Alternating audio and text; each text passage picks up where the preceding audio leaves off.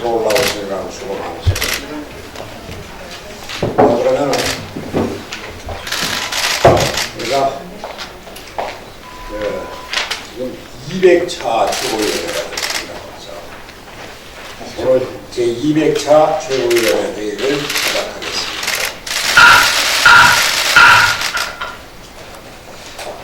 신종 코로나 바이러스 감염 등의 국내 확산이 크게 우려되고 있습니다. 어제 하루에만 4명의 확진자가 추가로 발견되면서 총 확진자는 23명이 되었고 접촉자는 1,000명을 돌파했습니다. 더 심각한 문제는 중국이 아닌 제3국에서 바이러스에 감염된 환자들이 증가하고 있다는 사실입니다. 12번 환자는 일본에서, 16번과 18번 환자는 미국에서, 17번과 19번 환자는 싱가포르에서 감염된 것으로 알려졌습니다. 그동안 질병관리본부가 의심 환자 판단 여부를 중국 방문자에 한정하면서 방역에 허점이 생긴 것입니다. 질본은 어제서야 의심 환자 기준을 태국, 싱가포르 등 신종 코로나 유행국가 여행력 등을 고려한 의사의 소견에 따라 의심되는 대로 변경한다, 이렇게 밝혔습니다. 뒷북 대응이라는 비판을 피할 수가 없을 것입니다. 문재인 정부의 과도한 대중 저자세 외교도 문제를 키우고 있습니다. 지난 2일에는 중앙사고수습본부가 관광 목적의 중국인 입국을 금지한다고 발표했다가 2시간 만에 검토 예정으로 번복하기도 했습니다. 지난 4일에는 싱하이밍 중한 중국 대사가 기자회견을 자청해서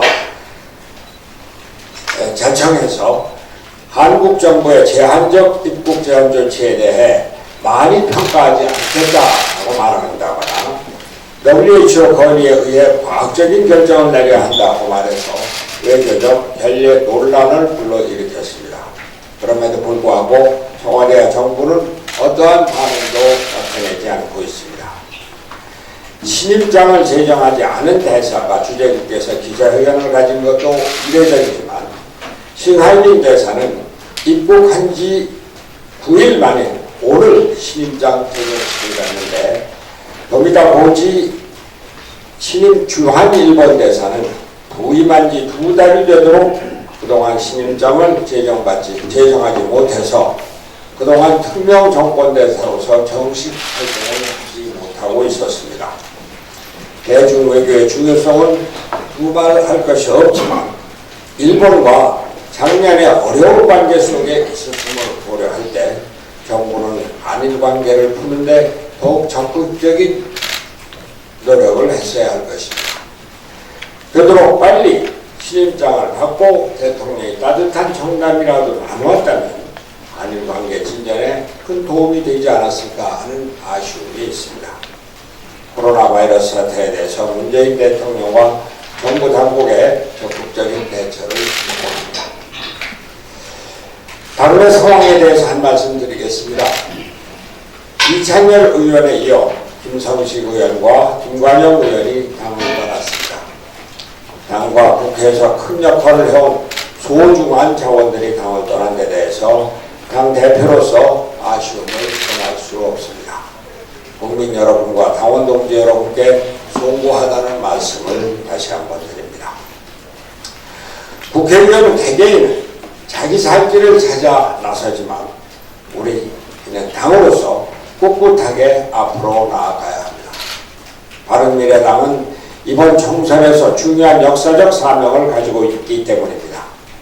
극한 대결의 거대 양강대를 극복하여 다당제와 연합정치의 문화를 우리 정치에 뿌리내리고 정치가 경제와 민생, 안보와 평화에 기여할 수 있는 바탕을 마련해야 할 사명이 바로 그것입니다. 넓어진 중간지대의 중심을 잡고 미래 세대를 중심으로 미래 세대를 새로운 중심으로 만들어 나갈 정당은 실용주의 중도 개혁 정당이자 미래 정당인 바른미래당뿐입니다. 정치 구조 개혁과 미래 세대 중심의 세대 교체는 이번 총선을 통해서 이뤄내야 할 저의 마지막 정치적 목표입니다. 정치 구조 개혁을 위해서 저는 재작년 12월 열흘간의 단식도 불사했습니다. 여야의 극한 대립 속에서 연동형 비례대표제를 간신히 얻어냈습니다. 연동형 비례대표제는 앞으로 다당제와 연합정치의 기초를 열어갈 것이고 총선 후 국회 구조가 바뀌면 권력구조 개혁을 위한 개헌을 곧바로 추진할 것입니다. 이를 위해서 미래세대 중심의 세대교체 또한 절실합니다. 4차 산업혁명의 파고가 높아지고 동북아시아에서는 새로운 국제질서가 등장하고 있습니다. 급변하는 정세 속에서 대한민국을 능동적으로 이끌어 나갈 세대가 바로 우리의 미래세대입니다. 저와 바른미래당은 미래세대를 정치의 중심으로 바로 세우기 위해 많은 준비를 하고 있습니다. 미래세대와 통합을 위한 정치적 교섭을 진행하고 있으며 공천에서 미래세대를 적극 추천하고 당 차원의 경제적 지원을 해나갈 생각입니다. 저는 미래세대와의 정치적 연합을 1차적 과제로 생각하고 미래세대가 조직적으로 바른미래당에 합류한 이후에 기존 정당들과 통합을 추진하려고 했습니다. 그러나 정치적 상황의 급변함에 따라 기존 정당들과의 통합이 급선화되었습니다. 대한신당 및 민주평화당과의 통합 작업을 시작해 나가도록 하겠습니다. 미래세대와의 통합이 후순위로 밀렸다는 말은 아닙니다. 대한신당과 민주평화당과의 통합은 그것대로 추진해 나가되 통합된 당이 미래세대에게 모든 문을 열어놓고 앞으로 미래세대가 새로운 정치의 중심을 만들어 나갈 수 있도록 하는 노력은 계속할 것입니다. 3당 통합이 지역주의 정당을 만들겠다는 것은 결코 아닙니다. 저와 바른미래당은 정치 구조 개혁과 미래세대 중심의 세대 교체를 완수하기 위해 끝까지 노력할 것입니다. 다만 정치적 현실이 통합된 힘을 필요로 하는 만큼 기존 정당과의 통합을 먼저 준비해 나가고 미래세대와의 통합은 계속 적극 추진하겠다는 뜻입니다. 조금 있다가 비공개 회의에서 의결을 하겠습니다만 우리는 당의 통합을 위해서 대통합개혁위원회를 설치하고 그 위원장에 박주선 의원을 임명하고자 합니다.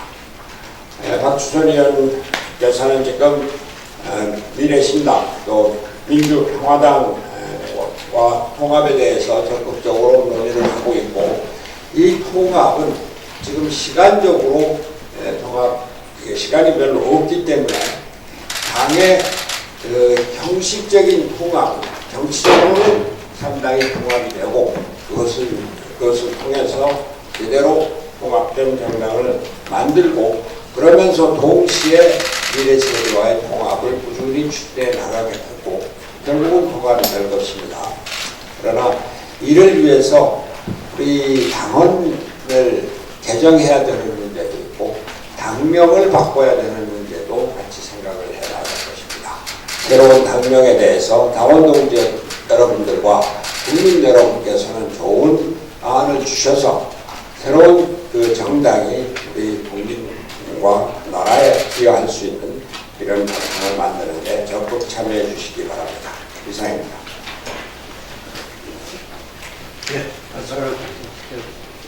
네, 대단하겠습니다. 먼저 말씀하세요. 안녕하십니까. 수석 대변인 최도재 의원입니다. 오늘 청와대는 강민석 전 중앙일보 부국장을 신임 대변인으로 임명할 예정입니다. 강 신임 대변인이 퇴사한 지 불과 3일 만입니다. 현직 언론인을 대변인으로 기용하는 사례는 문재인 정부 들어 세 번째입니다. 청와대는 현직 언론인을 기용하며 언론의 중립성을 훼손하는 일에 불감증이 생겼다 해도 과연이 아닙니다.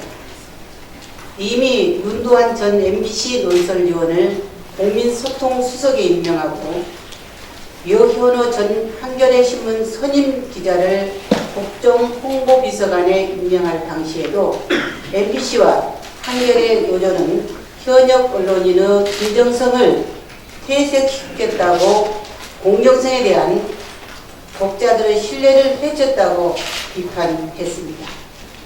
이번에도 중앙일보와 JTBC 노조는 성명을 통해 나쁜 기록을 이어갔다고 비판하고 있습니다. 박근혜 정부와 이명박 정부 때에도 언론인이 현직을 떠난 지 며칠 만에 권력의 심장부인 청와대로 직행하는 형태가 이어왔고, 그때마다 민주당은 언론의 감시 기능이 훼손됐다고 비판해왔습니다. 그러나 지금은 침묵으로 일관하고 있습니다. 문재인 정권이 내로남불 정권이라는 것을 다시 한번 확인시켜준 것입니다. 바른미래당은 청와대의 이번 대변인 인사를 언론의 공정성과 정치적 중립성을 훼손하는 행위라고 규정하고 강력히 비판하는 바입니다. 이상입니다. 최고위원 김경민입니다. 추미애 법무부 장관의 청와대 선거 공작 공소장 공개 거부에 대해서 규탄합니다. 법무부는 국민의 알 권리 보장 차원에서 외에 없이 공소장 전문을 국회에 제출을 해왔습니다. 그런데 추 장관은 갑자기 이것이 잘못된 관행이라고 합니다. 억지를 부리고 있습니다. 보도에 의하면 2018년 지방선거 당시 청와대는 경찰로부터 관련 수사 보고를 21차례나 받은 것으로 밝혀졌습니다. 청와대가 대통령의 30년지기 친구를 위하여 사전에 기획하고 조직적으로 공작을 펼쳤다는 사실이 드러나고 있습니다. 공소장에는 대통령도 거론된 것으로 알려지고 있습니다. 공소장 공개 거부는 이를 감추기 위한 것임이 명백합니다. 그러나 추 장관의 손바닥으로 하늘은 가려지지 않습니다. 문재인 대통령의 인지 또는 관여에 대한 조사도 필요합니다. 대통령도 이 부분에 대해 스스로 명백히 밝혀야 될 걸로 합니다. 재임 중인 대통령에 대해 형사소출을 할 수는 없지만 수사는 해야 합니다. 대통령이라고 해서 법위에 군림할 수는 없습니다. 국민은 청와대가 어떻게 불법적으로 선거에 개입했는지 알 권리가 있습니다. 공소장 전문을 공개할 것을 추 장관에게 촉구합니다. 만일 국민을 무시하고 계속 공개를 거부한다면 국민적 저항에 직면할 것이며 정권 집회를 가속하는 또 하나의 이유가 될 것입니다. 이상입니다. 네, 정책위의장 이혜성입니다. 지금 손학규 대표님께서 밝히신 대로 합당이 추진되고 있습니다. 제일 중요한 것은 우리가 합당을 하더라도 이 당이 가지고 있는 지향해온 그 정체성과 비전이 그대로 유지되고 또 오히려 더 조화롭게 발휘되어야 된다고 생각합니다.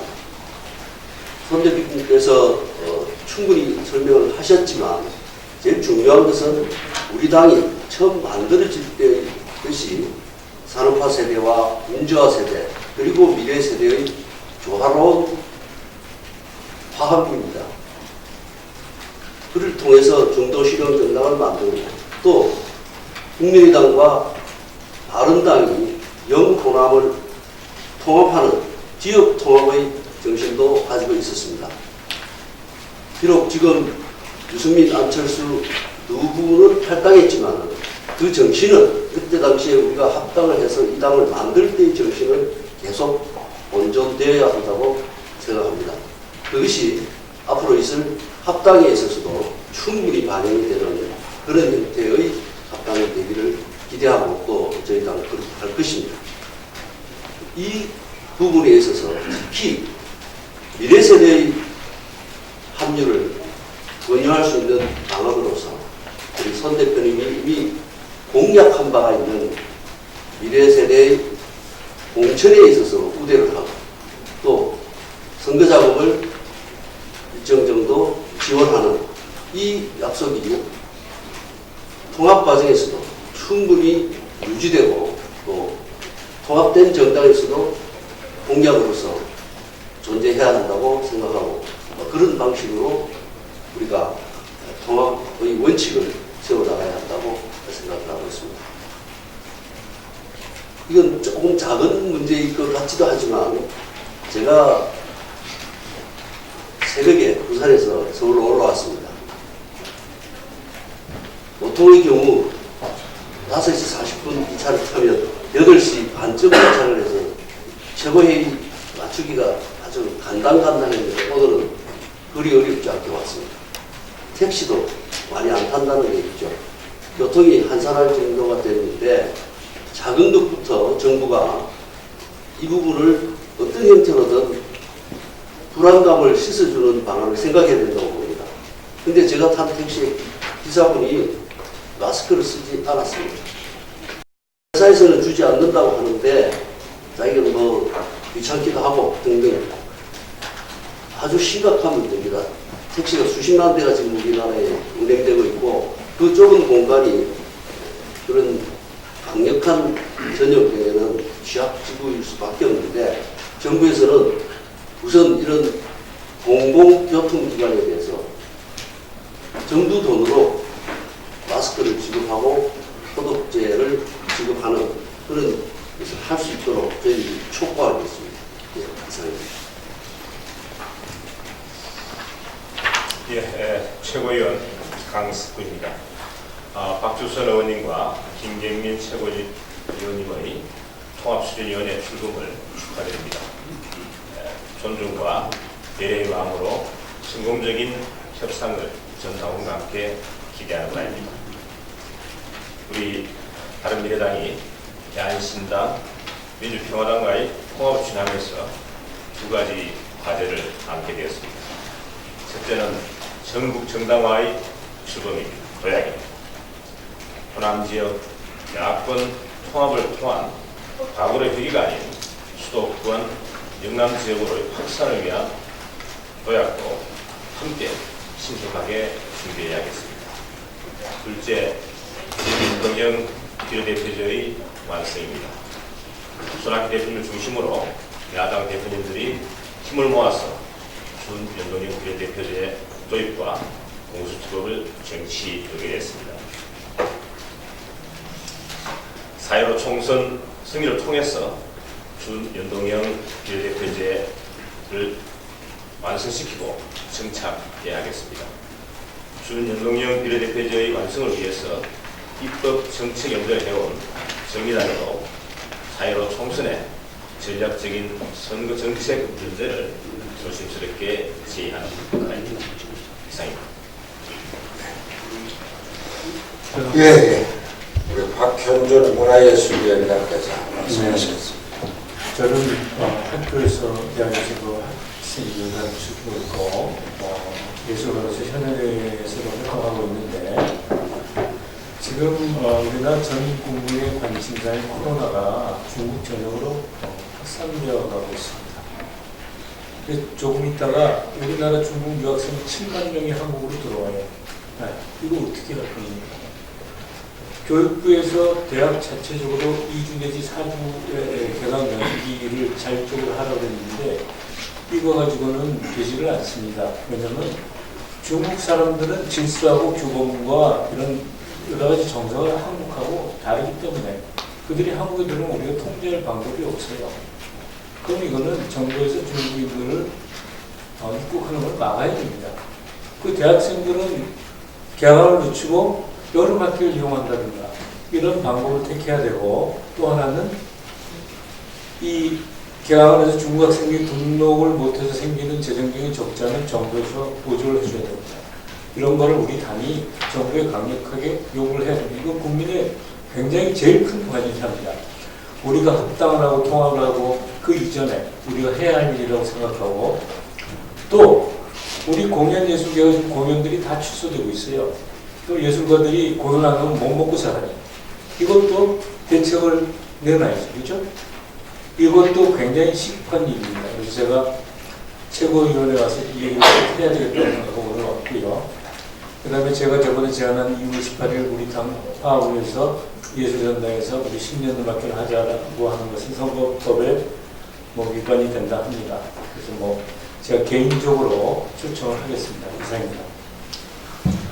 지금 박현준 위원장께서 말씀하십니다. 사무총에서 대책을 담겨 주십니까?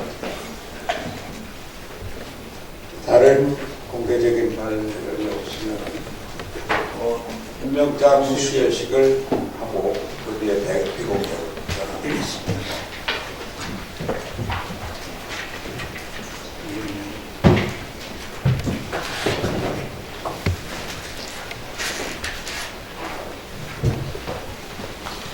네, 임명장 수여식을 거행하겠습니다. 먼저 임명장 김경민 위사람을 바른미래당 최고위원으로 임명한 2020년 2월 7일 바른미래당 당대표 손학규. 대표 이쪽으로 서주시고. 하겠습니다. 하나, 둘, 셋. 더 치겠습니다. 여기 와서 좀 네. 기자분들께서. 임명장 강석구 위사람을 바른미래당 최고위원으로 임명한 2020년 2월 7일 바른미래당 당대표 손학규. 공간이 없습니다. 이쪽. 네. 더 치겠습니다. 네, 수고하셨습니다.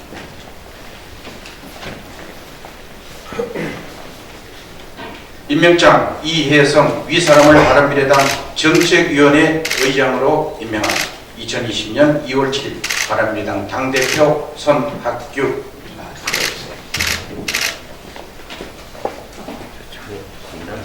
하나, 둘, 셋. 더 치겠습니다. 하나, 둘, 셋.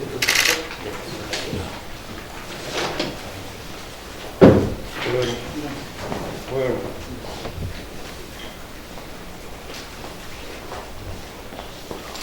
임명장 고연호 위사람을 바른미래당 사무부총장으로 임명한 2020년 2월 7일 바른미래당 당대표 손학규. 임명장 서주시고요.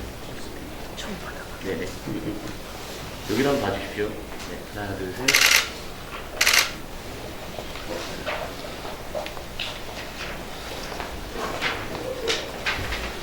자, 유한선.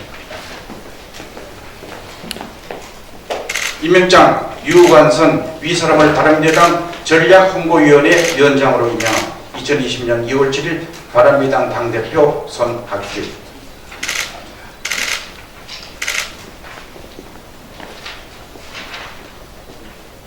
네, 여기로 한번 봐주십시오. 네, 고맙습니다.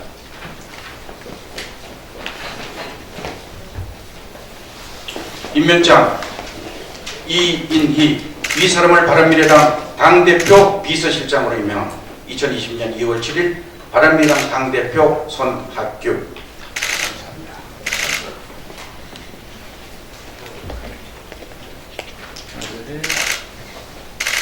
네, 수고하셨습니다. 네.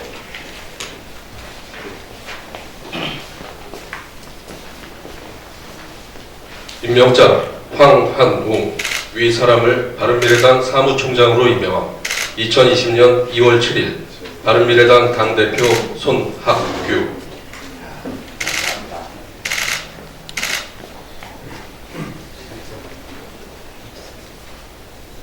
여기로 한번 봐주십시오. 네, 고맙습니다. 제가 사진 한 장 찍으시고. 조용히.